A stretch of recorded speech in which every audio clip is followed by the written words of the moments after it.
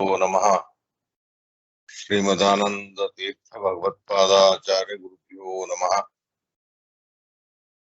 आपादमौलिपर्यन्तं गुरूणाम् आकृतिं स्मरेत् तेन विघ्नाः प्रणश्यन्ति सिद्धन्ति च मनोरथाः। योऽन्तः प्रविश्य मम वाचमिमां प्रसुप्तां सञ्जीवयत्यखिलशक्तिधरस्वधाम्ना अन्यांश्च हस्तचरणश्रवणत्वगादीन् प्राणान् नमो भगवते पुरुषाय तुभ्यम्। उग्रं वीरं महाविष्णुं ज्वलन्तं सर्वतोमुखं नृसिंहं भीषणं भद्रं मृत्युं नमाम्यहम्। अभ्रमं भङ्गरहितं अजडं विमलं सदा आनन्दतीर्थमतुलं भजे तापत्रयापहम्। नमोऽस्तु तात्विका देवाः विष्णुभक्तिपरायणाः धर्ममार्गे प्रेरयन्तु भवन्तः सर्व एव हि।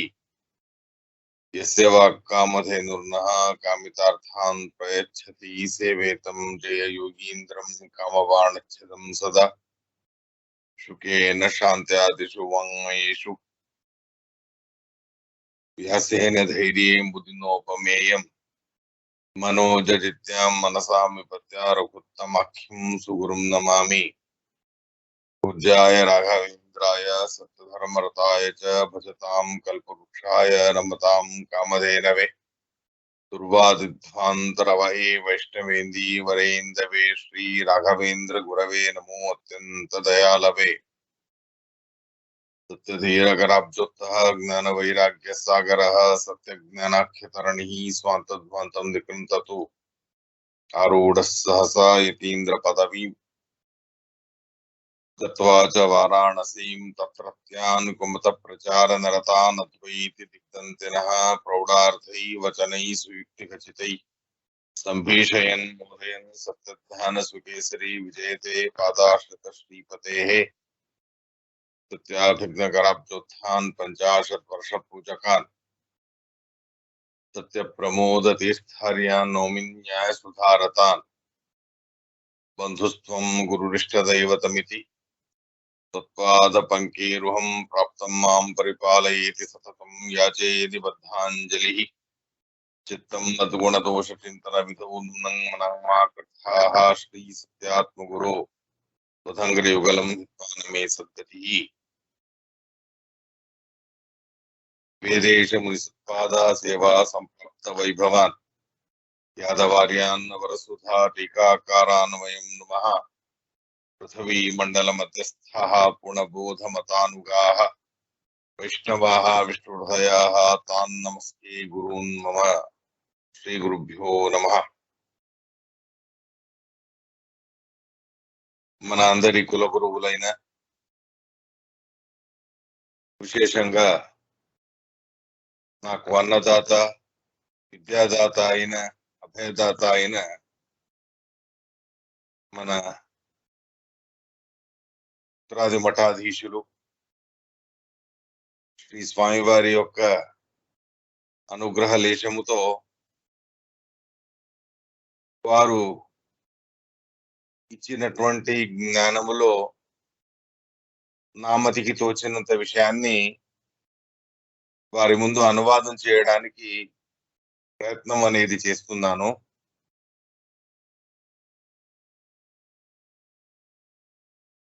ఇరవై 26వ చాతుర్మాస్య మహోత్సవం అనేది సువర్ణపురి నగరంలో సువర్ణపురి గ్రామంలో చాలా బాగా జరుగుతూ ఉన్నది. కొన్ని అనివార్యమైన పరిస్థితులకు అనుగుణంగా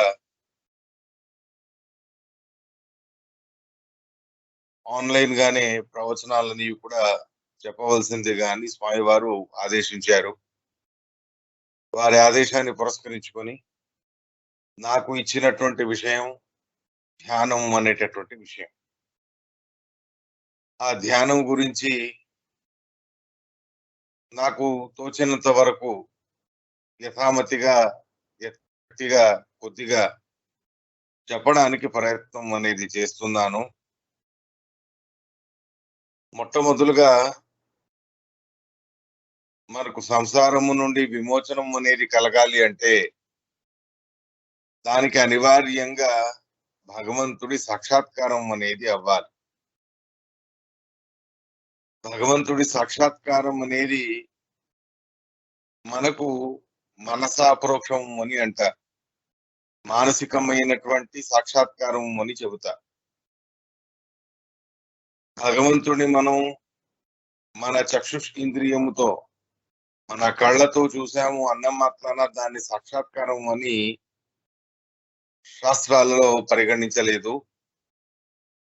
భగవత్ సాక్షాత్కారం అంటే మానసాపరోక్షం అని అంటారు. మానసాపరోక్షం అనేది ఎప్పుడు కలుగుతుంది అనేది మనం ఆలోచించాలి కదా. ఆ మానసాపరోక్షం అనేది ధ్యానం చేసేటటువంటి సందర్భంలో మనకు కలగడానికి అవకాశం అనేది ఉంది. వారి వారి యోగ్యతకు తగ్గట్టు భగవత్ సాక్షాత్కారం అనేది ఆ అనే అక్షరాన్ని పలకడానికి ఎంత సమయం పడుతుందో అంత సమయాన్ని ఏకమాత్రా కాలం అని అంటారు. కొంతమందికి అని పలకడానికి ఎంత సమయం పడుతుందో అంతవరకు అపరోక్ష జ్ఞానం అంటే సాక్షాత్కారం అవ్వవచ్చు. మరికొంతమందికి 5 మాత్రాలు లేదా 15 నిమిషాలు లేదా 45 నిమిషాలు ఎంత అధికమైన సమయం భగవత్ సాక్షాత్కారం అనేది కలిగిందో దానికి తగ్గట్టు అంతటి ఉత్తమమైన లోక ప్రాప్తి అనేది కలగడానికి అవకాశం అనేది ఉంటుంది. పరీక్షిత మహారాజు గారి విషయంలో భేజే ఖగేంద్ర ధ్వజపాదం మూలం అని చెప్పిన ప్రకారంగా అన్నిటికంటే ఉత్తమమైన వైకుంఠలోక ప్రాప్తి అనేది అముక్త స్థానానికి సంబంధించిన వైకుంఠలోక ప్రాప్తి అనేది పరీక్షిత మహారాజు గారికి కలిగినది అనే విషయాన్ని భాగవతంలోనూ కూడా చెప్పి ఉన్నారు.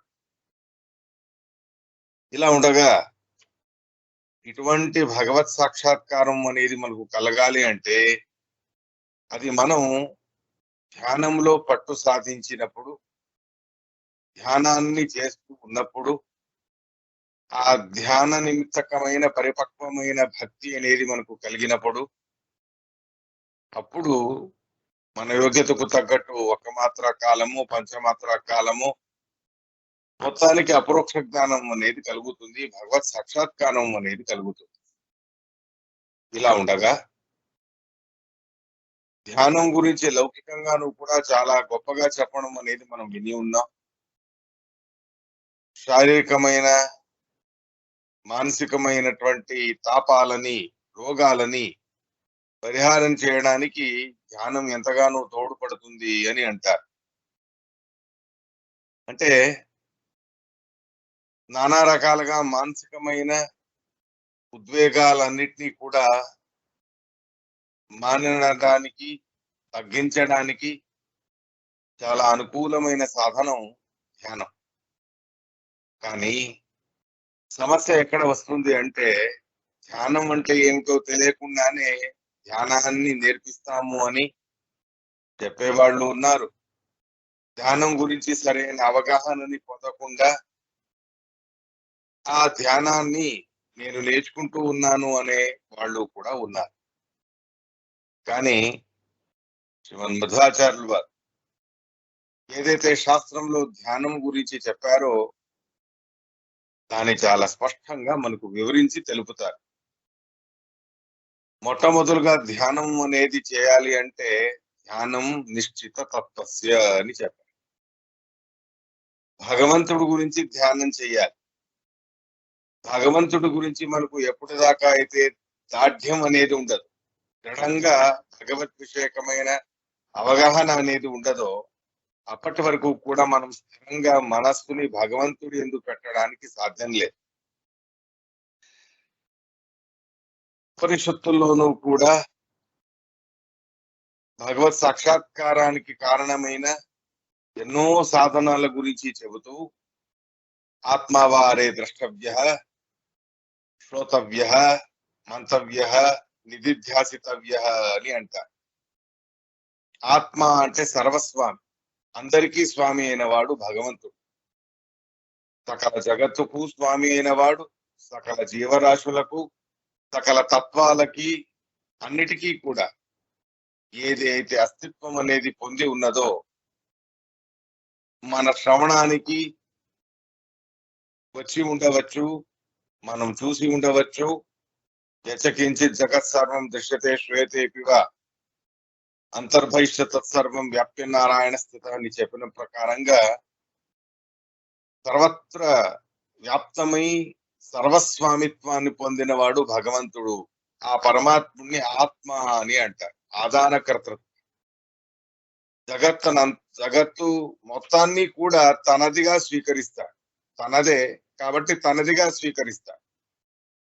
ఇలా జగత్తుని తనదిగా స్వీకరించేవాడు భగవంతుడు కాబట్టి కూడా ఆయనని ఆత్మ అని అంటారు. స్పష్టంగా తెలియాలి అంటే మనకందరికీ కూడా స్వామి. స్వామి అంటే ఏమిటి? ఒక రాజ్యానికి రాజుగారు స్వామిలాగా కాదు, ఒక రాష్ట్రానికి ప్రధానమంత్రియో ముఖ్యమంత్రియో స్వామి అని అంటే ఆ లెక్కలో కాదు.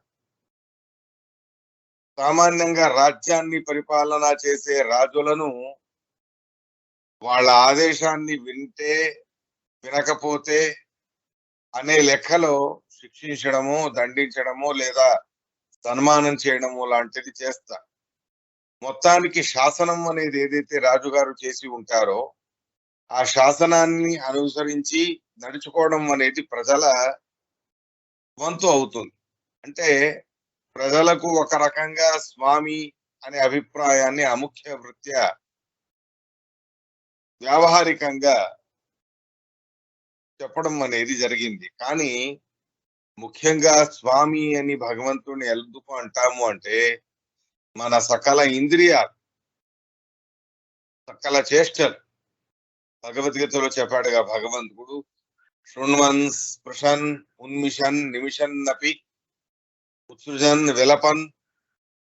ఇలా మన చేష్టలు అనేవి ఏవైతే కాయికంగా కానివ్వండి, వాచికంగా కానివ్వండి, మానసికంగా కానివ్వండి, మన అన్ని రకాల చేష్టలని జగత్తులో ఉండే సకల చేతనాత్మక ప్రపంచానికి సంబంధించిన అన్ని రకాల చేష్టలని తను ప్రేరేపించి ఆ జీవరాశుల్లో ప్రవేశించి అందరి వస్తువుల్లో ప్రవేశించి అణువు నుండి మొదలుపెట్టి పరమాణువు నుండి మొదలుపెట్టి సమగ్రాన్ని కూడా తన అధీనంలో పెట్టుకుని ఉన్నాడు.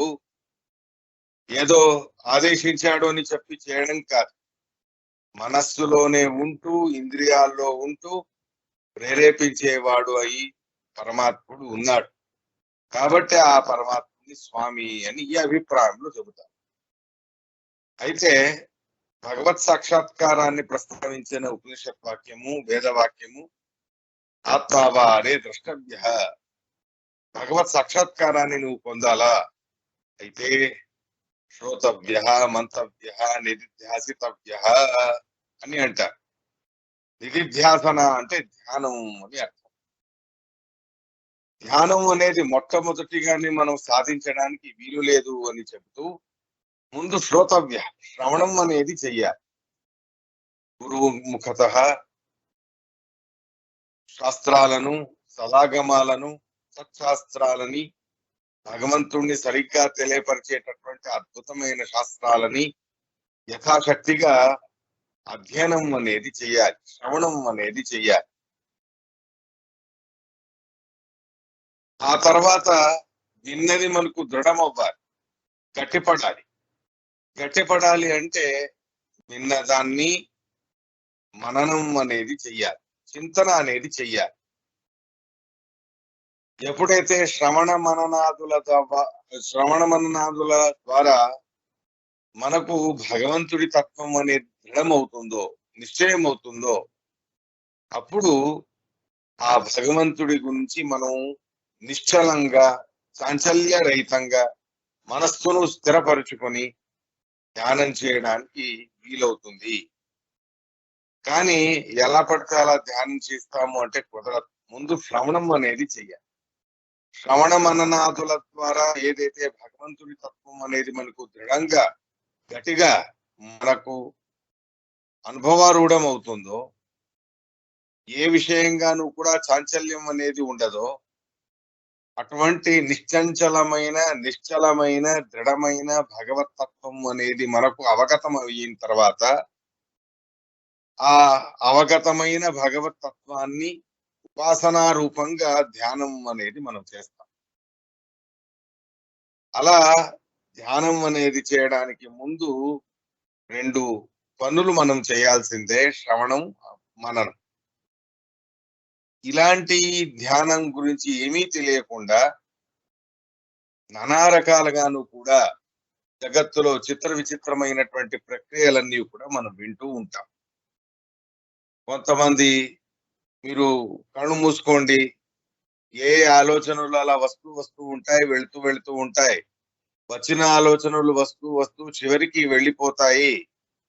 అప్పుడు మీ మనస్సు కుదుట పడుతుంది, తేలిక పడుతుంది అని ఒక రకమైనటువంటి ధ్యానం అని చెప్పి వాళ్ళు జనాలని మోసం చేస్తూ ఉన్నారు. స్పష్టంగా శాస్త్ర విరుద్ధమైనటువంటి ప్రక్రియ. మనం ఏదైనా సరే వివేకంతో ఆలోచించి దానిలో ఏ రకంగానూ కూడా దోషం లేదు అని తెలిసిన తర్వాత అప్పుడు ఆ పనిని చేయడానికి మనం పూనుకోవాలి. అలా కాకుండా కళ్ళు మూసుకోండి, మనస్సులో ఆలోచనలు అలా వస్తూ వెళతాయి అంటే ఆలోచనలకు అంతు లేదు. ఎంతో సేపు ఆలోచనలు వచ్చి వెళతాయి, చివరికి నిద్ర కూడా వచ్చేస్తుంది. ధ్యానం చేయడానికి వెళ్ళి నిద్రపోవడం అనేది జరుగుతుంది. దానితో భగవత్ సాక్షాత్కారం అనేది కలగదుగా. ఈ రకమైనటువంటి ఒక విచిత్రమైనటువంటి ప్రక్రియ. ఇలా ధ్యానం చెయ్యాలి అని కొంతమంది చెబుతారు. మరి కొంతమంది ఏమో నక్షత్రాల్ని ఎదురుగా పెట్టి ఆ నక్షత్రాల్ని మీరు చక్కగా చూసుకుంటూ వెళ్ళండి అని అంటారు. ఆ నక్షత్రాల్ని గిరిగిరా తిరిగేటటువంటి నక్షత్రాల్ని చూస్తూ వెళితే తల తిరుగుతుందే తప్ప ధ్యానం అనేది కుదరదు. కాబట్టి భగవత్ సాక్షాత్కారానికి సాధనమైన ధ్యానాన్ని ఎవరికి ఎలా తోచుతుందో, ఎలా అనిపిస్తుందో అలా చెప్పడం అనేది చేస్తారు. అలా వాళ్ళు చెప్పేశారు కదా అని చెప్పి మనం దాన్ని నమ్మి మోసపోవడం అనేది మన వైపు పొరపాటు అవుతుంది. ధ్యానం అనేది భగవద్విషేకంగా మనం చెయ్యాలి. భగవంతుడి రూపాన్ని, భగవంతుడి లీలలని రెండూ కలపోసి, రెండూ కూడా స్మరించుకుంటూ, తలుచుకుంటూ, ఒకవైపున భగవంతుడి రూపం, మరొక వైపున ఆ పరమాత్ముడి యొక్క లీలను. ఉదాహరణకి భాగవతంలోని శుకాచార్యుల వారు చెబుతారు, నిత్యస్కంద భాగవతంలో ఖండ ధ్యానం, అఖండ ధ్యానం అని ధ్యానం 2 రకాలు అని చెబుతారు. మనం పరమాత్ముడిది స్థూలమైనటువంటి రూపాన్ని ధ్యానం చేస్తే సులువుగా కొంచెం పట్టు సాధించడానికి అవకాశం ఉంటుంది.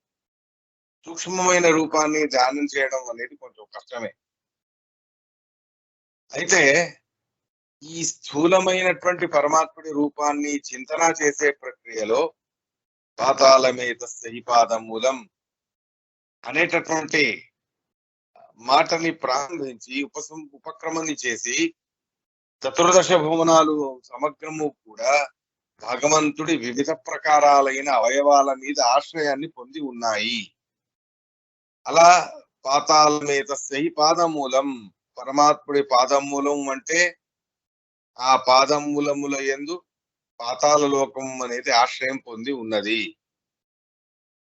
అలాగే వివిధ ప్రకారాలైన పరమాత్ముడి యొక్క అవయవాలు, శరీర విశేషాలు, అంగాలు వాటి మీద ఆశ్రయాన్ని పొంది వాటిలో ఆశ్రయాన్ని పొంది ఉన్నటువంటి లోకాల గురించి శుకాచార్యుల వారు చెబుతారు.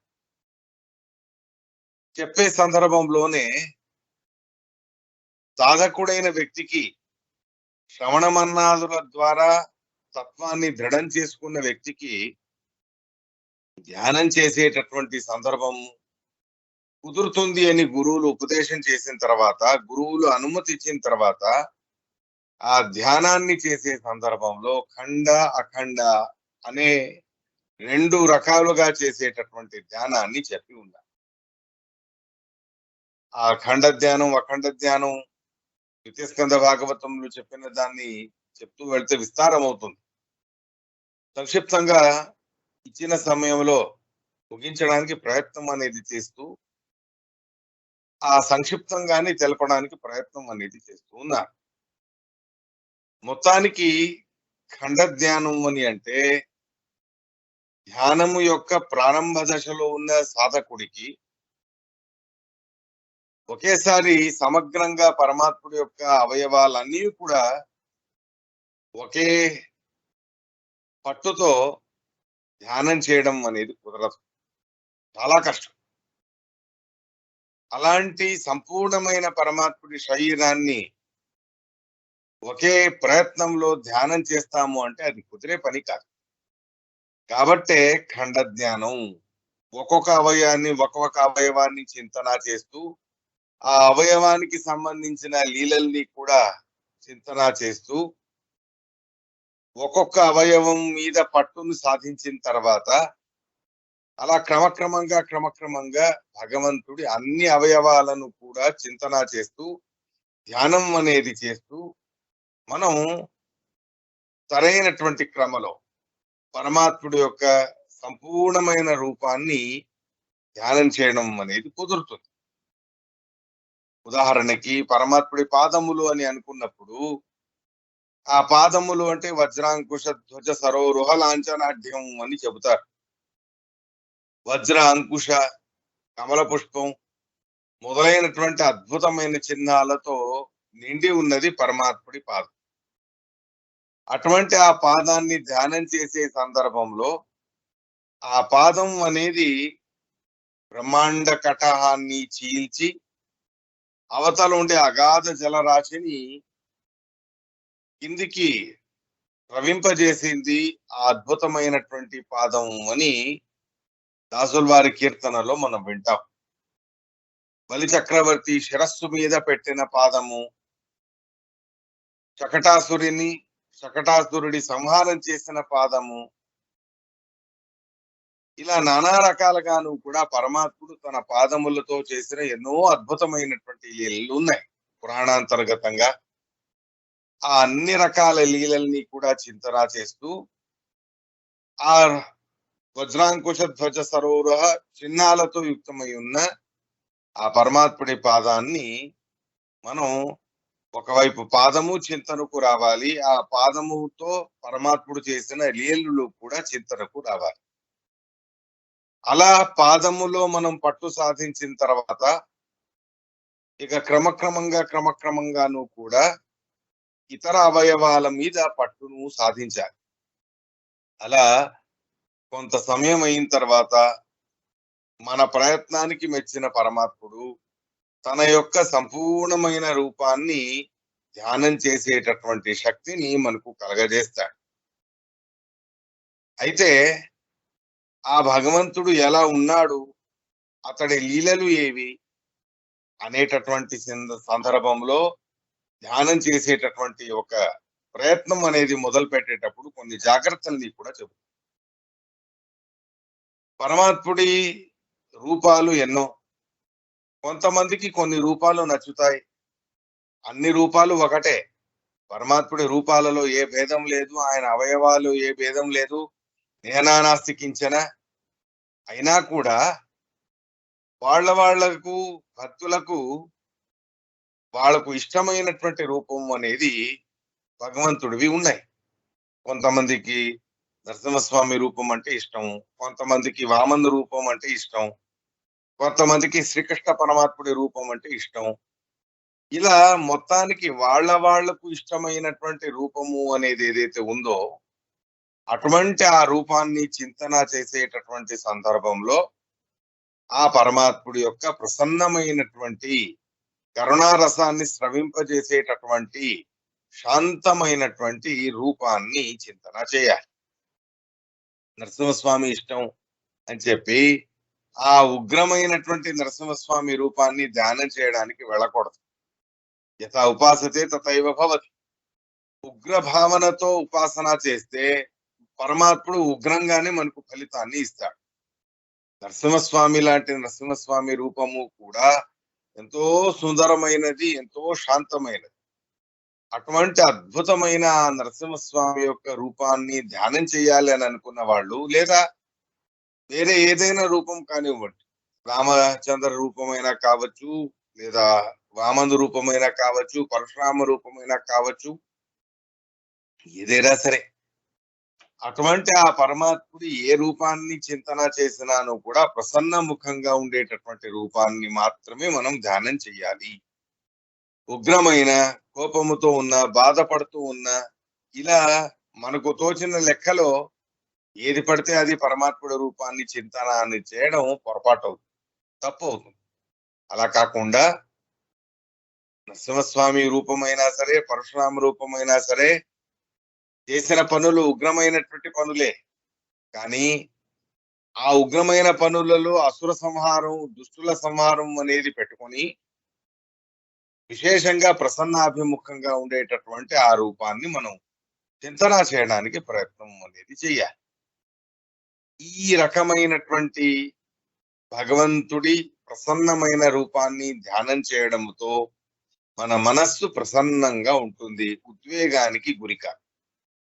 నానా రకాలుగాను కూడా నిశ్చింతత అనేది మనకు రావడానికి అవకాశం ఉంటుంది. ఈ క్రమలో ధ్యానం అనేది మనం చెయ్యాలి. అంతేకాకుండా ధ్యానం చేసేటటువంటి సందర్భంలో కొన్ని సానుకూలమైనటువంటి స్థితులను, వాతావరణాలని, పరిస్థితులను మనకు శాస్త్రాల్లోనే ఉపదేశం చేసి ఉన్నారు. బ్రహ్మసూత్రాలు చాలా స్పష్టంగా చెప్పి ఉన్నారు. ధ్యానాచ ఓమని, ఆసీన సంభవాత్ అని. ఏ పోస్టర్ లో మనం ఉంటే, అంటే ఏ రకమైనటువంటి శరీర స్థితిలో మనం ఉంటే పరమాత్ముడి ధ్యానం అనేది చక్కగా మనం చేయవచ్చు అన్నదానికి అపురూపమైన, ఎంతో ఉపయోగకరమైనటువంటి సలహాలని స్వయం భగవంతుడే బ్రహ్మసూత్రాల్లో మనకు చెప్పి ఉన్నాడు. వాటి గురించి మనం పరిశీలించినప్పుడు, మనం నడుస్తూ నడుస్తూ ధ్యానం చేస్తాము అంటే కుదరదు. ఆసీన సంభవాత్, కూర్చొని చెయ్యాలి. ఎందుకు అంటే నడుస్తూ ఉంటే కదలికలతో ఉన్నప్పుడు శరీరం కదిలే కొద్దీ మనస్సు కూడా కదలడం అనేది మొదలు పెడుతుంది. ఇలా శరీరం అనేది కదులుతూ ఉంది కదా అని చెప్పి మనస్సు స్థిరంగా ఉండడం అనేది కుదరదు. అది మహాదేవతలు, ముఖ్య ప్రాణమూర్తి లాంటి మహానుభావులు, ఇంద్రాది పెద్ద పెద్ద దేవతలు, వాళ్ళు జగత్ వ్యాపారాన్ని ఎన్నో రకాలుగా చేస్తూ ఉన్నప్పటికీ కూడా వారి మనస్సు అనేది అటు ఇటు కాదు, గట్టిగా, దృఢంగా, నిశ్చయంగా, నిశ్చలంగా పరమాత్ముడి యందే లగ్నమై ఉంటుంది. కానీ అది సామాన్యులకి సాధ్యం కాదు. అందుకని ఏం చేయాలి సామాన్యులు? అనుకూలమైనటువంటి శరీర అవస్థ అనేది మనం పెట్టుకుంటే మనస్సు అనేది స్థిరంగా ఉండడానికి అవకాశం ఉంటుంది. స్థిరమైనటువంటి మనస్సులోనే భగవంతుడి ధ్యానం అనేది చక్కగా కుదురుతుంది. కూర్చొని చెయ్యాలి.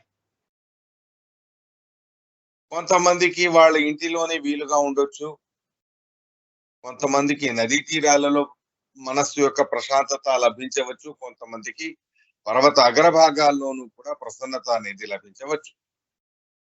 మొత్తానికి మన మనస్సు అనేది ఎక్కడ ప్రసన్నంగా ఉంటుందో, తానేవ భోగాన్ భుంజీత మనో ఎత్ర ప్రసీదతి అని చెబుతా. ఎటువంటి ఆహారాద విశేషాలని మనం సేవించినప్పుడు, లేదా ఎటువంటి ప్రదేశాలలో మనం ఉన్నప్పుడు మన మనస్సు అనేది ప్రసన్నంగా ఉంటుందో అది వాళ్ళ అనుభవానికి వచ్చిన విషయం. వాళ్ళకి తెలుస్తుంది.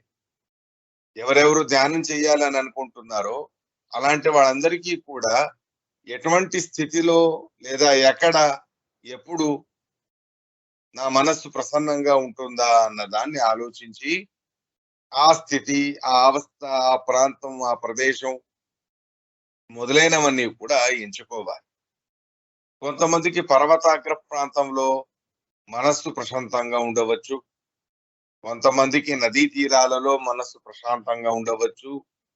కొంతమందికి నది అంతర్గతంగా అంటే నదిలో మునిగి ఉన్నప్పుడు మనస్సు ప్రశాంతంగా ఉండడానికి అవకాశం ఉండవచ్చు. అంటే వాళ్లకు వ్యత్యాసం ఉన్నది. చెప్పడం ఏంటి ఉద్దేశ్యం అంటే, ఏ అవస్థలో ఎక్కడ ఉంటే, ఏమి తింటే, ఎటువంటి ఉపభోగాలు, సుఖ విహారాలు లాంటివి చేస్తే మనస్సు ప్రసన్నంగా ఉంటుందో, అటువంటి ఆ సుఖభోగ విహారాలు కానివ్వండి, అటువంటి ఆహార పదార్థాల్ని సేవించడమో, లేదా ఆ ప్రాంతాలలో ఉండడమో ఈ రకంగా చెయ్యాలి. ఇక ధ్యానం చేసేటప్పుడు కళ్ళు తెరుచుకొని చేస్తాము అంటే కుదరదు. ఎందుకు అంటే కళ్ళు కదిలే కొద్దీ మనస్సు కూడా కదలడం అనేది మొదలుపెడుతుంది. కళ్ళైనా కావచ్చు, మన ఇంద్రియాలు. అన్ని ఇంద్రియాలు కూడా మనల్ని తమ వైపుకి లాక్కొని వెళ్ళే రకంగా ప్రయత్నం అనేది చేస్తాయి. మనకు ఏకాంతంలోనూ కూడా స్థిరంగా ఉంటూ ధ్యానం చేయడానికి వీలు లేకుండా నానా రకాలుగాను కూడా మన ఇంద్రియాలు మనల్ని ఇబ్బంది పెట్టడం అనేది చేస్తాయి. కాబట్టి మనస్సు అనేది నిగ్రహం చేసుకొని, ఇంద్రియం అనేది నిగ్రహం చేసుకొని, అప్పుడు మనం ధ్యానం అనేది చెయ్యాలి. కళ్ళు తెరుచుకొని నేను ధ్యానం చేస్తాను అంటే కుదరదు. ఎందుకు అంటే కళ్ళు తెరిచే కొద్దీ అటు ఇటు చూసే కొద్దీ అటువైపు ఉండే పదార్థాల వైపు మనస్సు మళ్ళుతుంది. ఏవైనా విశేషమైన శబ్దాలు అనేవి వినిపించాయి అంటే, ఆ శబ్దాలు ఎక్కడి నుంచి వినిపించాయా అని వాటి గురించి ఆసక్తి అనేది పుడుతుంది. భగవంతుడి గురించి చింతన అనేది తప్పిపోతుంది. అలా జరగకుండా ఉండాలి అంటే, మనం మనస్సుని ప్రసన్నంగా పెట్టుకోవడానికి నానా రకాలుగాను కూడా ఆహార పదార్థాలు మొదలైనవన్నీ కూడా చెప్పి ఉన్నారు. వాటికి తోడుగా ప్రాణాయామ మొదలైనవన్నీ కూడా చెయ్యాలి. ప్రాణాయామం అనేది చేస్తే మనస్సు స్థిమిత పడుతుంది. స్థిరంగా ఉండడానికి అవకాశం ఉంటుంది. అలాంటి ఆ ప్రాణాయామం అనేది చేసి మనస్సును స్థిమితపరిచి అప్పుడు ధ్యానానికి మనం పూనుకోవాలి. కళ్ళు మూసుకొని మనం ధ్యానం చెయ్యాలి.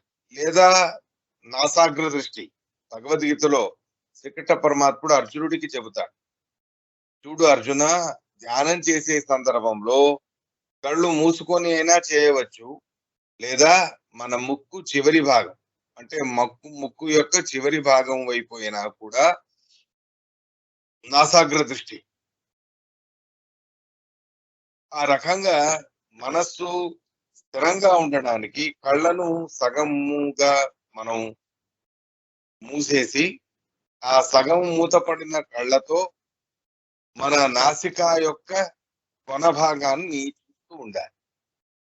అలా చూస్తూ ఉంటే ఒకవైపు ఒక స్థానంలో ఒక ప్రదేశంలో ఒక చోటులో మనస్సు లగ్నం అవ్వడానికి అవకాశం ఉంటుంది. కాబట్టి కళ్ళు మూసుకొని అయినా చేయవచ్చు. లేదా మన ముక్కు యొక్క నాసిక యొక్క కొన భాగాన్నైనా చూస్తూ ధ్యానం అనేది చెయ్యాలి. ఇక కూర్చొని ఉండి చేయడం, ఎక్కడ మనస్సు ప్రసన్నంగా ఉంటుందో, ప్రశాంతంగా ఉంటుందో అటువంటి ఆహారాన్ని తినాలి. అటువంటి ప్రదేశాలలోనే ఉండాలి. అటువంటి అవస్థలని, స్థితి విశేషాలని మనం ఏర్పాటు అనేది చేసుకోవాలి. ఈ రకమైనటువంటి వ్యవస్థలతో మనం కొద్దిగా ప్రయత్నం అనేది చేస్తే, కొన్ని రోజులు శ్రమ పడితే మనస్సు యొక్క నిగ్రహం అనేది సాధించి గట్టిగా, దృఢంగా ఆ మనస్సు అనేది పరమాత్ముడి యందు లగ్నం అవ్వడానికి అవకాశం అనేది మనకు దొరకవచ్చు, కుదరడానికి వీలవుతుంది. కాబట్టి ఈ రకమైనటువంటి ధ్యానానికి వీలుగా ఉండేటటువంటి ఆహారాన్ని, వేషభూషలని నానా రకాలుగాను కూడా ప్రదేశ ప్రాంతాలని మొదలైన వాటినన్నిటినీ కూడా గమనించి మనస్సు ఎక్కడ ప్రసన్నంగా ఉంటుందో, ఏం చేస్తే ప్రసన్నంగా ఉంటుందో, ఏం తింటే ప్రసన్నంగా ఉంటుందో అవన్నీ గమనించుకొని మనస్సుని ప్రసన్నంగా పెట్టడానికి ప్రయత్నం అనేది చేయాలి. అవకాశం దొరికినప్పుడల్లా ధ్యానం అనేది చేయవచ్చు. దానికి ఇదే సమయం అని ఏం లేదు. కొంతమందికి రాత్రి గడిచిన తర్వాత నిశీత సమయంలో మనస్సు శాంతంగా ఉంటూ ధ్యానం చేయడానికి వీలవ్వచ్చు. కొంతమందికి ప్రాతకాలంలో బ్రహ్మ ముహూర్తంలో మనస్సు ప్రశాంతంగా ఉంటూ ధ్యానం చేయడానికి వీలు ఉండవచ్చు. మొత్తానికి వాళ్ళ మనస్సుకి సంబంధించింది లేదా మనస్సుపై ఆధారపడి ఉన్నది ఆ రకమైనటువంటి సమయము మొదలైనవన్నీ కూడా ఎంచుకొని ఆ సమయాదులన్నిటినీ కూడా చూసుకొని ధ్యానం అనేది చేస్తే ఎక్కువ శ్రమ లేకుండా కొంచెం సులభంగానే మనం సాధించవలసిన పట్టుని సాధించడానికి వీలవుతుంది అనేటటువంటి మాటని కూడా మనకు శాస్త్రాల్లో చెప్పి ఉన్నారు. ఇక ప్రాణాయామాదులన్నీ కూడా చేసి కృష్ణాంజనాన్ని మనం వేసుకొని ఉండాలి అని అంటారు. కృష్ణాంజనం లేదా ఏదైనా ఒక ఆసనం లాంటి పీఠం లాంటిది. ఎందుకు అలా అంటే నానా రకాలుగాను కూడా చలికాలం వచ్చిందనుకోండి నేల చల్లగా మారిపోతుంది. వేసవి కాలం వస్తే నేల వేడిగా మారిపోతుంది. అలాంటి నేల మీద కూర్చొని ఉంటే వాతావరణ ప్రభావానికి అనుగుణంగా వేడి తాకవచ్చు లేదా చల్లదనమైన తాకవచ్చు. ఆ చల్లదనం అనేది కలిగింది లేదా వేడి అనేది కలిగింది అంటే మనస్సు స్థిరంగా పెట్టడానికి కుదరదు. కాబట్టి వేడిగాను ఉండకూడదు, చల్లగాను కూడా ఉండకూడదు. అటువంటి ఆసనాన్ని మనం ఎంపిక చేసుకోవాలి. అది కృష్ణాంజనమైనా కావచ్చు, వాళ్ళ వీలు బట్టి అవకాశం బట్టి ఏది ఉపలబ్ధంగా వారి దగ్గరలో ఉన్నదో దాన్ని ఉపయోగించవచ్చు. ఇది వరకైతే ఋషులు మునులు మొదలైన వాళ్ళందరూ కూడా కృష్ణాంజనాన్ని ఉపయోగించుకొని ధ్యానాదులను చేసేవాళ్ళు అని మహాభారతాదుల్లో మనం వింటాం. ప్రస్తుత కాలమానాదులకు అనుగుణంగా అది కుదరకపోవచ్చు మనకు. అప్పుడు పీఠాన్ని మనం వేసుకోవాలి. అది సమతూలంగా ఉంటుంది. ఎక్కువ వేడి ఉండదు, ఎక్కువ చల్లదనం అనేది కూడా ఉండదు. దానికి సంబంధించినటువంటి ఏ తాపం ఇత్యాదులన్నీ కూడా కలగకుండా సరిగ్గా సమతూలంగా ఆ పీఠం అనేది ఉంటుంది. ఆ సమతూలంగా ఉండేటటువంటి పీఠం మీద కూర్చున్నప్పుడు ఆ వేసవి కాలం కావచ్చు లేదా చలికాలం అనేది కావచ్చు, అటువంటి ఆ కాలాలకు సంబంధించి మనకు వాతావరణ నిమిత్తకంగా అంటే మన పరిసరాల నిమిత్తకంగా మనం ధ్యానానికి భంగపాటు అనేది కలగకుండా అవకాశం అనేది కలగకుండా చూసుకోవడానికి అవకాశం అనేది ఉంటుంది.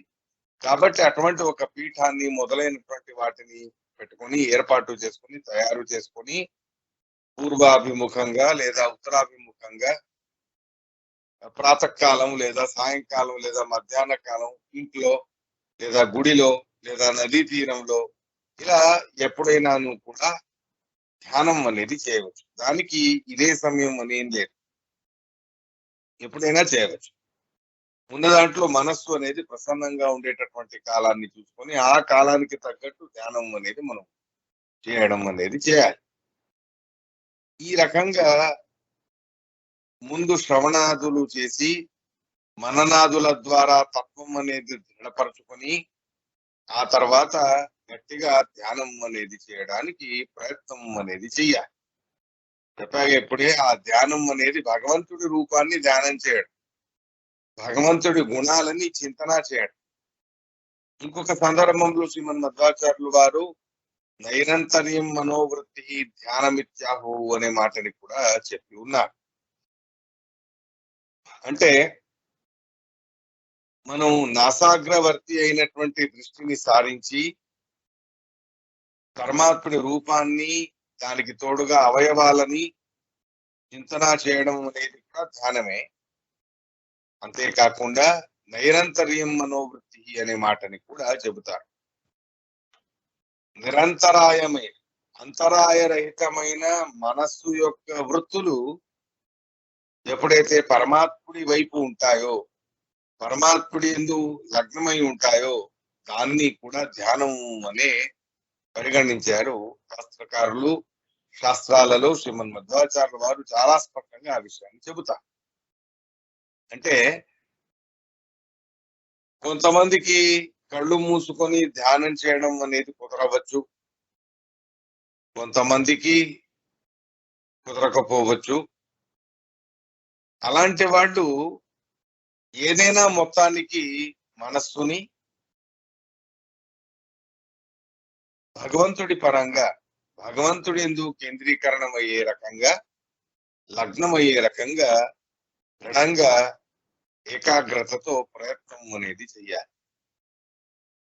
అంటే మనస్సు అనేది పరమాత్ముడి మీద లగ్నమై ఉండడం ఎప్పుడు అనేది ఆలోచించినప్పుడు ధ్యానం చేసేటప్పుడు కుదురుతుంది. కానీ ఆ ధ్యానం చేసేటటువంటి సమయంలో మనస్సు కొంచెం చాంచల్యంతో అటు ఇటుగా కదలడం అనేది కూడా జరుగుతుంది. కాబట్టి మనం ఏం చేయాలి అంటే నైరంతర్యం, అంతరాయరహితంగా పరమాత్ముడి పరంగా మన మనస్సు అనేది మళ్ళుతుంది అంటే, లేదా అంతరాయరహితంగా మనస్సు అనేది పరమాత్ముడి గురించి చింతన అనేది చేస్తుంది అంటే, అది అధ్యయనం కావచ్చు, లేదా పాఠం కావచ్చు, లేదా ప్రవచనం కావచ్చు, జపం కావచ్చు, ధ్యానం కావచ్చు, ఇంకేదైనా కావచ్చు. మొత్తానికి ఇవన్నీ సందర్భాలను కలబోసుకోండి. అంటే ఈ అన్ని సందర్భాలని చూసుకొని అధ్యయనమో, లేదా పాఠం చెప్పడమో, లేదా చింతన చేయడమో, ధ్యానం చేయడం, జపం చేయడం, ఏ పనిని చేస్తూ ఉన్నప్పుడు మన మనస్సు అనేది, మన మనోవృత్తులు అనేవి అంతరాయరహితంగా, అంటే ఏ రకమైన విఘ్నములు లేకుండా పరమాత్ముడి యందు లగ్నం అవ్వడానికి కుదురుతుంది అంటే దాన్ని కూడా ధ్యానం అని అన్నారు. కొంతమందికి అధ్యయనం చేసేటప్పుడు మనస్సు పరిపూర్ణంగాను కూడా పరమాత్ముడి వైపు కేంద్రీకరంగా ఉండొచ్చు. కొంతమందికి పాఠం చెప్పేటప్పుడు ఉంటుంది, కొంతమందికి జపం చేసేటప్పుడు ఉంటుంది, కొంతమందికి ధ్యానం చేసేటప్పుడు ఉంటుంది. మొత్తానికి వాళ్ళ వాళ్ళ వీలుని బట్టి వాళ్ళకు ఎటువైపు ఏ రకంగా ఉంటే మనస్సు అనేది అంతరాయరహితంగా పరమాత్ముడి యందు లగ్నం అవుతుందో అది చూసుకొని ఆ పనినే అధికంగా చేయాలి. అది జపము కావచ్చు, లేదా పూజ కావచ్చు, లేదా ధ్యానం కావచ్చు, పాఠ ప్రవచనం కావచ్చు, పాఠం చెప్పడం కావచ్చు, చదవడం అయినా కావచ్చు. మొత్తానికి ఈ రకమైనటువంటి మనస్సు యొక్క వృత్తి ఎల్లవేళలాను కూడా పరమాత్ముడి యందు ఉండడం అనేది ఏదైతే ఉంది కదా, దాన్ని కూడా ధ్యానం అని చెప్పారు. చాలా మహాపుణ్యం అనేది కూడా వివరించి చెప్తారు. నానా రకాలుగాను కూడా మనం సాధన చేసే సందర్భాల్లో ఎన్నో రకాల సాధనాలు ఉన్నాయి. పూజ చేయవచ్చు, అది భగవత్ ప్రాప్తికి సాధనం. ధ్యానం, స్తోత్రం, స్తోత్రం చేయడం, పారాయణం చేయడం, ఇవన్నీ భగవంతుడి యొక్క అనుగ్రహాన్ని పొందడానికి సాధనాలే. నిజమే, దాంట్లో సందేహం లేదు. కానీ ఇవన్నిట్లోనూ కూడా ఏం చేస్తూ ఉన్నప్పుడు మన మనస్సు అధికంగా పరమాత్ముడి యందు కేంద్రీకరంగా ఉంటుంది అనేది గమనించాలి. ఉదాహరణకి ఎలా ఉంటుంది అంటే, ఒక ఇంటిలో మామయ్య గారు పూజ చేస్తూ ఉన్నారు. శాలిగ్రామ పూజ. కోడలు కొంచెం విద్యావంతురాలు. ఆవిడికి శాస్త్రం అనేది విన్నారు వారి పుట్టింటిలో. చక్కగా దాని గురించి తెలిసినవారు. అయితే ఆ మామయ్య గారు ఏం చేశారు అంటే, పూజ చేస్తూ చేస్తూ వాడేదో పాదరక్షల్ని చేయవలసిందిగా ఆ చెప్పులు కుట్టేవాడికి చెప్పి ఉన్నారు. అదేం జరిగిందా అని ధ్యాసంతా అక్కడే. వాడికి ఫోన్ చెయ్యి, వాడు చెప్పులు చేశాడా లేదా, అది ఏంటి పరిస్థితి, ఇప్పుడు ఎప్పుడు చేస్తాడు, ఎంతవరకు అయ్యింది, ఇలా చెప్పుల గురించే ధ్యాస చేస్తూ చేస్తూ పూజని చేస్తూ ఉన్నారు. అంతలో వారి స్నేహితులు ఎవరో వచ్చారట. వారు "మామయ్య గారు ఉన్నారా అమ్మా?" అని కోడల్ని అడిగితే, కోడలంటుంది, "మామయ్య గారు ఇంట్లో లేరండి. మామయ్య గారు చెప్పుల దుకాణంలో ఉన్నారండి" అని చెప్పేసి. అది మామయ్య గారికి వినిపించింది. వెంటనే కోడల్ని పిలిచి నిలదీయాలి అని ఆయన ఆవిడని అడిగారు. "ఏమిటమ్మా, నేను ఇంట్లోనే ఉన్నాను. పూజ చేస్తూ ఉన్నాను. పూజ చేస్తూ ఉన్నప్పుడు నువ్వేంటి పూజ చేస్తున్నారని చెప్పకుండా చెప్పుల దుకాణంలో ఉన్నారు అని అన్నావే" అని అంటే, దానికి ఆవిడ అంటుంది, చక్కగా సమాధానం చెబుతుంది, "మామయ్య గారు, తప్పుగా భావించకండి. మీరు చేసేది పూజే. కానీ మనస్సు ఎక్కడ పెట్టారు? మీ మనోవృత్తి ఎక్కడ ఉన్నది? చెప్పుల దుకాణంలో ఉన్నది. శరీరం ఒకవైపు ఉంటుంది. ఒకే చోట ఉండవచ్చు. ఒకే చోట కూర్చోవచ్చు. ఒకే చోట పడుకోవచ్చు. కానీ మనస్సు అలా కాదు. అది నానా రకాలుగాను కూడా అన్ని ప్రాంతాల్ని చుట్టి వస్తూ ఉంటుంది. అటువంటి స్వభావం మీ మనస్సులో ఉన్నది. అయితే ఈ రకంగా మీరు పూజ చేసేటప్పుడు చెప్పుల గురించి ధ్యాసని పెట్టుకొని ఉంటే, మరి మీ మనస్సు చెప్పుల దుకాణంలో ఉంది అని అయినప్పుడు, అప్పుడు మీరు మనస్సు అనేదే ముఖ్యం. ఎదురుగా కూర్చొని ఉన్నప్పుడు మనం అప్పుడప్పుడు అడుగుతూ ఉంటాం. పాఠాలు చెప్పేటటువంటి సందర్భంలో "ఎక్కడున్నావురా? ఎక్కడికెళ్ళావు?" అని అడుగుతారు. "ఎక్కడికెళ్ళావు? ఎక్కడున్నావు?" అని అడగడం ఏమిటి? ఎదురుగానే కూర్చున్నాడుగా, అంత తెలియదా అని అంటే, ఎదురుగా కూర్చున్నాడు నిజమే. కానీ మనస్సు అక్కడ లేదుగా. ఇంకెక్కడో తిరుగుతూ ఉన్నది మనస్సు. అలా ఇంకెక్కడో మనస్సు తిరుగుతూ ఉంటే మళ్ళీ అక్కడ కూర్చున్నట్టు లెక్క కాదుగా. శరీరం ఒక చోట ఉన్నా, ఉండకపోయినా మనస్సు పరమాత్ముడి వైపే ఉండాలి. పరమాత్ముడి విషయంలోనే కేంద్రీకరణమై ఉండాలి. ఈ రకంగా మానసికమైనటువంటి నిరంతరాయమైన వృత్తి, మనోవృత్తి భగవత్పరంగా మనం ఏం చేస్తే ఉంటుందా అనేది గమనించాలి. ఆలోచించాలి. ఆ రకంగా ప్రయత్నం చేయాలి. చాలా మందికి అంటే 100కి 95% జనాలకి పాఠం చెప్పేటప్పుడు లేదా పాఠం వినేటప్పుడు మానసికమైన వృత్తి భగవత్పరంగా సాగుతూ ఉండడం అనేది మనం వింటాం. అందరికీ కూడా పురాణం వినేటప్పుడు ఆ పురాణ శ్రవణం చేసే సందర్భంలో మనస్సు భగవంతుడి వైపు ఉండడం అనేది ఈ అనుభవానికి వచ్చి ఉండవచ్చు. అలా మనస్సు అనేది భగవత్పరంగా ఎప్పుడైతే నిరంతరాయంగా, అంతరాయరహితంగా ఆ పరమాత్ముడందు లగ్నం అవ్వడం అనేది అవుతుందో, అప్పుడు అది కూడా ధ్యానం అని గ్రహించారు. అది ఒక్కొక్కరికి ఒక్కొక్క రకంగా ఉంటుంది. అందరికీ ఒకే రకంగా ఉంటుందని చెప్పలేం. ఒక్కొక్కరికి ఒక్కొక్క రకంగా ఉంటుంది. ఆ లెక్కకు తగ్గట్టు వారికి ఎలా ఉంటే, ఏది అనుకూలమైతే, ఏది చేస్తే భగవంతుడేందు లగ్నం అవ్వడానికి అవకాశం ఉంటుందో, ఆ పనిని అధికంగా చేయాలి. 100కి 95% చదివేటప్పుడు, అధ్యయనం చేసేటప్పుడు, పాఠం చెప్పేటప్పుడు ఉంటుంది అనేది నిజమే. కానీ కొంతమందికి జపం చేసేటప్పుడు కూడా మనస్సు ఉండవచ్చు. లేదా ధ్యానం చేసేటప్పుడు కూడా ఉండవచ్చు. మొత్తానికి వాళ్ళకు ఏది వీలుగా ఉంటుందో, ఆ వీలుని బట్టి ఎంతైతే అంత అధికంగా మనస్సుని భగవంతుడి యందు పెట్టడం అనేది ప్రయత్నపూర్వకంగా మనం చేయవలసిన పని. దాన్నే నైరంతర్యం మనోవృత్తి ధ్యానం అని కూడా శ్రీమద్ మధ్వాచార్యుల వారు చెప్పి ఉన్నారు. ఇలా భగవంతుడి రూపాలు చింతన చేయవచ్చు. ఆయన లీలల్ని చింతన చేయవచ్చు. అఖండ ధ్యానం అనేది కొంచెం కష్టమై ఉన్నప్పుడు ఖండ ధ్యానాన్ని అవలంబిస్తూ ఒక్కొక్క అవయవాన్ని కూడా పట్టుతో మనం సాధన అనేది చేసుకుంటూ అన్ని అవయవాలు సక్రమంగా మనకు గోచరం అయ్యాయి అంటే అప్పుడు అది ధ్యానం అనేటటువంటి మాటగా చెప్పబడి ఉన్నది. ఇలాంటి ధ్యానాన్ని చేసేటటువంటి సందర్భంలోనే భగవంతుడు ఒక క్షణమో 5 క్షణాలో 5 మాత్రా కాలమో ముహూర్త కాలమో మానసికమైన సాక్షాత్కారం అనేది కలగజేస్తాడు. మానసాపరోక్షం అని అంటారు. అటువంటి మానసాపరోక్షం అనేది కలిగింది అంటే దాన్నే భగవత్ సాక్షాత్కారం లేదా అపరోక్ష జ్ఞానం అని అంటారు. అటువంటి భగవత్ సాక్షాత్కారం లేదా భగవత్ అపరోక్ష జ్ఞానం అనేది ఏదైతే ఉంది కదా, దానికి అత్యంత అనివార్యంగా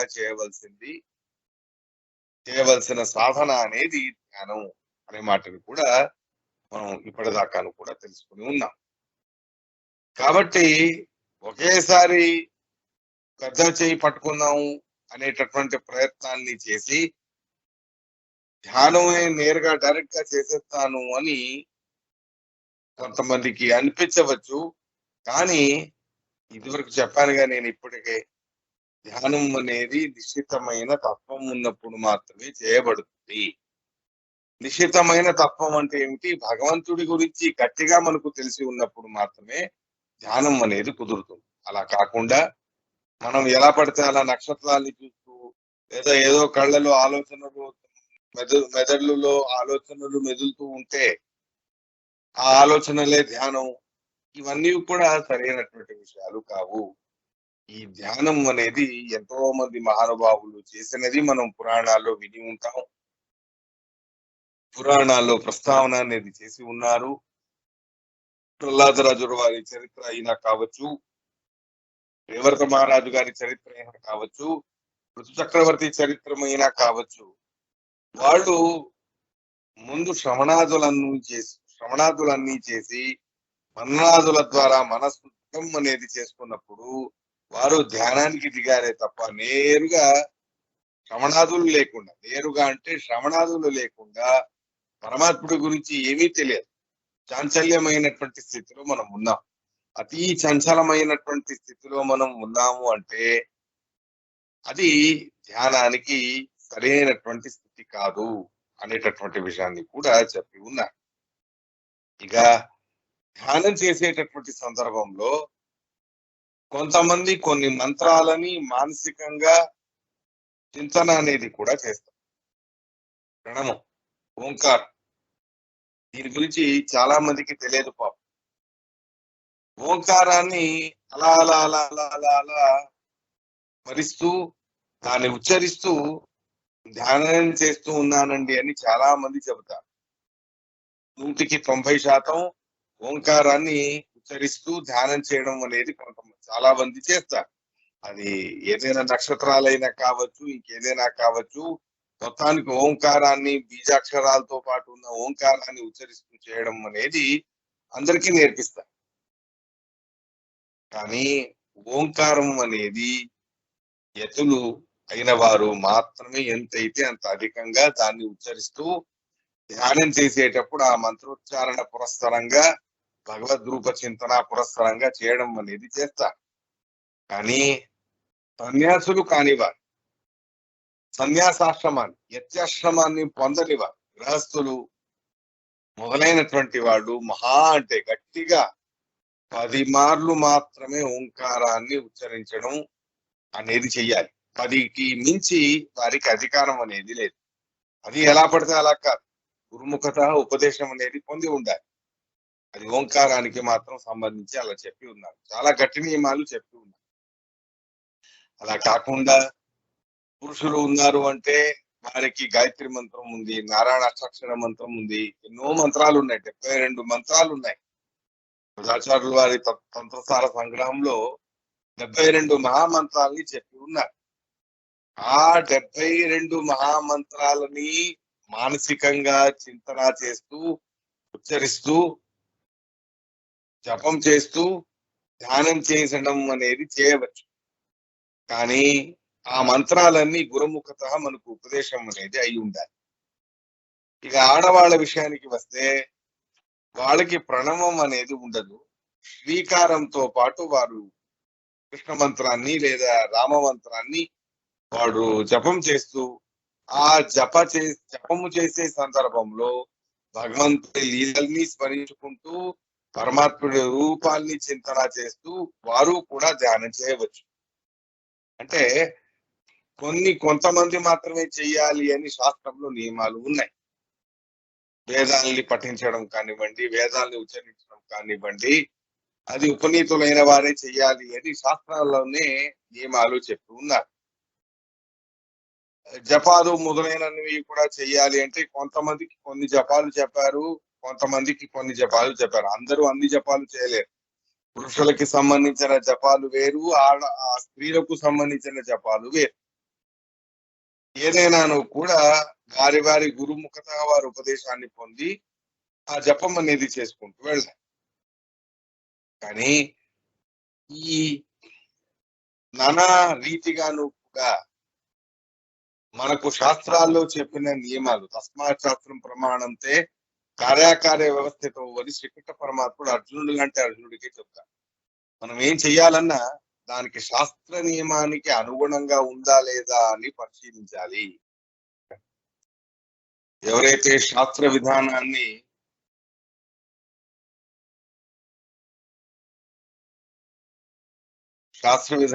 ఎవరైతే వదిలిపెట్టి తమ బుద్ధికి తోచినట్టు ధ్యానం చేస్తాము అని అనుకుంటే అది సరైనటువంటి క్రమంలో ధ్యానం అని అనిపించుకోదు. ఏదైనా సరే ధ్యానం ఒకటే కాదు, మనం చేయవలసినటువంటి ఏ పనికైనా సరే శాస్త్రం అనేది ఖచ్చితంగాను కూడా మనం శాస్త్రానుకూలంగా చేసుకుంటూ వెళ్ళాలి. శాస్త్రం అనేది గమనించి అక్కడెక్కడ కూడా శాస్త్రానికి విరోధం అనేది లేకుండా ఎంతో జాగ్రత్తగా విధానానికి అనుగుణంగా మనం ఆచరించడం అనేది చాలా ముఖ్యం. అలాంటిది శాస్త్ర విధానం అనేది వదిలిపెట్టి ఎలా పడితే అలా చేయడానికి లేదు. ఇక ధ్యానం యొక్క వైశిష్టత ఏమిటి అంటే ఇది ఎవరైనా చేయవచ్చు, ఏ వర్ణం వాళ్ళైనా చేయవచ్చు, ఏ ఆశ్రమం వాళ్ళైనా చేయవచ్చు, అందరికీ కామన్, ఎప్పుడైనా చేయవచ్చు. ఇప్పుడే చేయాలి అప్పుడే చేయాలి అని ఏం లేదు, ఎప్పుడైనా చేయవచ్చు, ఎలా పడితే అలా చేయవచ్చు. మొత్తానికి మనస్సు ప్రసన్నంగా పెట్టుకొని ఎంతైతే అంత అధికంగా ఈ ధ్యానం అనేది చేయడానికి ప్రయత్నం అనేది అందరూ చేయాలి. అది బ్రహ్మచారులైనా కావచ్చు, ఆడవాళ్ళైనా కావచ్చు, మగవాళ్ళైనా కావచ్చు, ఎవరైనా సరే ఈ రకమైనటువంటి ఒక సౌలభ్యం అనేది ధ్యానానికి సంబంధించి ఈ శాస్త్రంలో ఉండడం అనేది మనం గమనించవలసిన విషయం. అన్ని అందరికీ విహితమైనవి కావు, కానీ ధ్యానం మాత్రం అందరికీ విహితమే, ఎవరైనా కూడా చేయవచ్చు.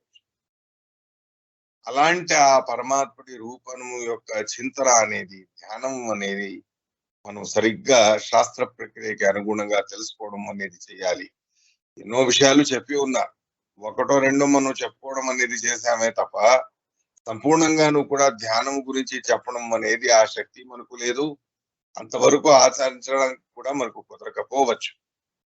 అయితే ఉన్న దాంట్లో ఎంతైతే అంత వీలు చూసుకొని ఎంతైతే అంత కొద్ది కొద్దిగా అయినాను కూడా కొంత సమయం అయినాను కూడా పెట్టి ధ్యానం కోసం మనం అఖండ ధ్యానాన్ని ఏదైతే చెప్పి ఉన్నాను కదా, ఆ అఖండ ధ్యానానికి అనుగుణంగా కొద్ది కొద్దిగా మనం ప్రయత్నం అనేది చేసి సాధించడానికి అవకాశం అనేది ఉంది. అలా ప్రయత్నం చేస్తే చాలా విషయాలు కూడా స్వామివారి ప్రవచన మాలికలో నానా రకాలుగాను కూడా ముందన్నీ కూడా చెప్పబడుతూ ఉన్నాయి. చాలా మంది విద్వాంసుల చేత ఎన్నో విషయాలు చెప్పబడుతూ ఉన్నాయి.